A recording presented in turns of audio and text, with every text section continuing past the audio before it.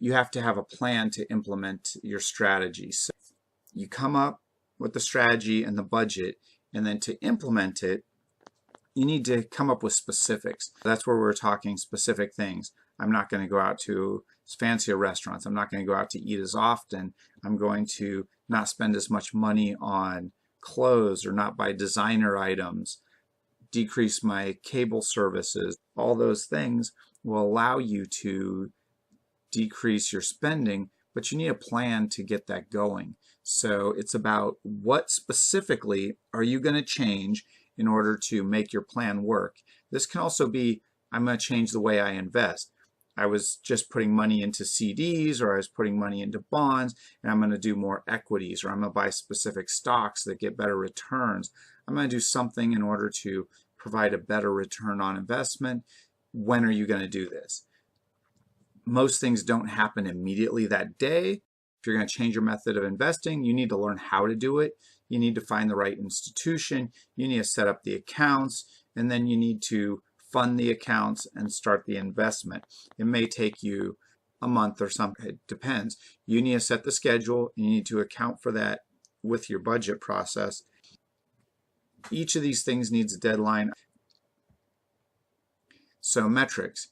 You should set metrics so you know that you're on track. If you're going to say, I'm going to decrease my spending in this category by 20%, from the time that you implement that, you need to recheck that you are achieving those goals. So if you said, be more careful with my utilities, and I'm going to save energy and it's going to cut my bills by 20%, you need to find out what you've been paying in the past, and that would be month by month, compared to the same month on previous years, and look at, are my bills going down 20%? If you're not achieving those goals, then you need to rethink it. You can't take it, you can't account for that savings in your plan if you're not achieving them. So with that, you need to know, you need to set up checkpoints to monitor it. So if this is a plan like going out to eat or something along those lines, you're saying, okay, I'm going to start today. I'm not going to go out to eat as much, or I'm going to not go to as expensive of restaurants. Each month would be a checkpoint that you go back and you evaluate whether or not you're succeeding, whether or not you're meeting those new goals. So if you want to save 20% in your food bill by not eating out as much, you would look back at all your groceries and your dining out and everything for the month, and you would compare it and say, am I saving my 20% that I promised myself I was going to save? If you look at it for a couple months and you're not doing it, each time you should be trying to achieve it. If you can't achieve it, then you need trigger points. So I'm going to start this today. I'm going to look at it in after 1 month, 2 months, 3 months. Each month I'm going to try to achieve it, make adjustments to achieve it. After 3 months, if you can't achieve it, maybe you need to look back and adjust your whole plan, because you're not going to get there. Maybe you were only able to decrease your food bill by % you wanted.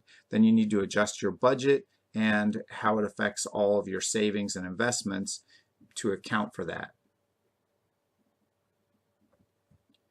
And in those triggers, you may have triggers that say, at this point, it's so drastic, I couldn't get the savings I wanted or the thing I wanted, and I'm not going to be able to achieve my goals and things, so you might need to start completely over.